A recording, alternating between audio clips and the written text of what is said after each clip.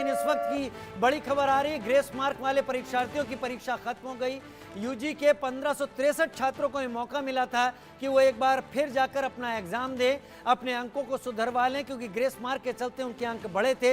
NTA और शिक्षा मंत्रालय के अधिकारी इस दौरान मौजूद रहे। हालांकि जो जानकारी हम तक निकल कर आ पाई है, बिहार में करीब 70 परीक्षार्थी नहीं पहुंचे थे। उसी तरीके से 2 की चंडीगढ़ में परीक्षा थी, वहां 2 के 2 परीक्षार्थी नहीं पहुंचे। बालोद से मेरे साथ रवि बुटादा इस वक्त ज्यादा जानकारी के साथ जुड़ गए हैं। रवि, कुछ छात्र अगर आपके साथ हों जिन्होंने परीक्षा दी हो, जरा बात करके देखें, पूछें, क्योंकि उनके मार्क्स को लेकर ही ये री एग्जाम था 1563 बच्चों के लिए आज।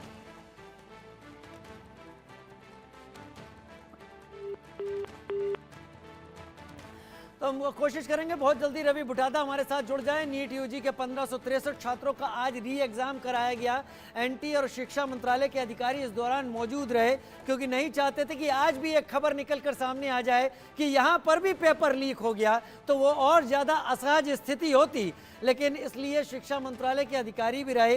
हालांकि केवल 1563 बच्चे ही यहाँ पर एग्ज़ाम के लिए आज उनको अपीयर होना था।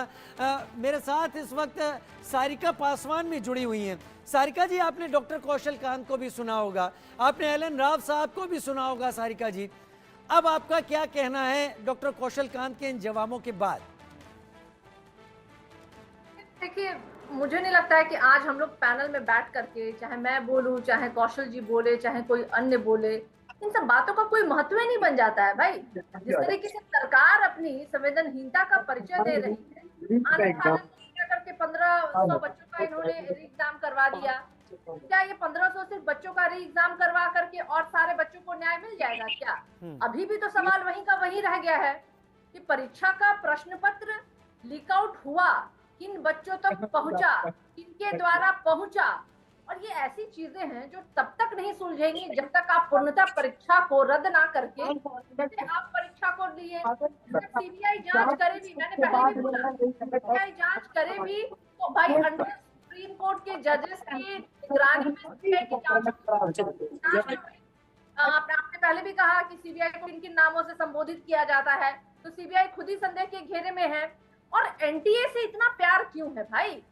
मुझे समझ में नहीं आ रहा है कि केंद्र सरकार को एनटीए से इतना प्यार, इतना भरोसा कि परीक्षा पे परीक्षा रद्द किए जा रहे हैं, प्रश्न पत्र निकलते जा रहे हैं हाथ से, लीक आउट हो रहा है, फिर भी सरकार का जो है वो मोह, वो प्यार, वो विश्वास जो है एनटीए से हट नहीं रहा है। ये बहुत बड़ा प्रश्न है। ये बताना पड़ेगा, सरकार को बताना पड़ेगा क्यों और किन कारणों से आप एनटीए पे इतना भरोसा कर रहे हैं, क्यों और किन कारणों से आप नीट की परीक्षा को पूर्णतः रद्द नहीं कर रहे हैं। अभी हुई ना भाई, कल और परसों 2 परीक्षाएं रद्द हुई, एनटीए क्यों, नीट क्यों नहीं रद्द हो पा रही है? 24 लाख बच्चे, 30 लाख बच्चों के भविष्य का सवाल है। 1 और 2 और 1000 और 1500 बच्चों का आपने रीटेस्ट करवा लीजिए, इससे ये समस्या का समाधान नहीं हो सकता है। अभी भी बच्चों को न्याय नहीं मिलेगा, अभी भी बच्चे जो है न्याय की उम्मीद में है, और वो अंडर प्रेशर जिस तरीके से हैं, वर्तमान उनका खराब हो रहा है, भविष्य के लिए वो अनिश्चित है। उन्हें डर लग रहा है कि जो अभी हुआ है, अब की बार हुआ है, अगली बार क्या गारंटी अगली बार नहीं होगा। जी, सही कह रही हैं आप। तो ये ऐसी चीजें हैं, तो मुझे लगता है इसका एकदम सॉलिड कंक्रीट सॉल्यूशन ढूंढना पड़ेगा।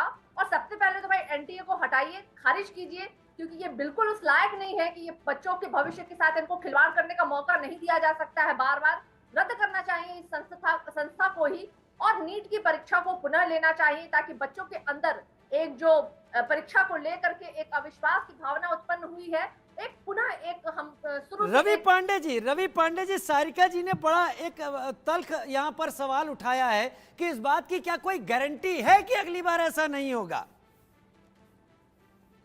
सर, एनटीए को सबसे पहले बैन करना चाहिए। सबसे पहले सरकार को काम करना चाहिए, एनटीए को ये लोग बैन करें। और ये हम लोग मांग करते हैं कि प्रधानमंत्री हर साल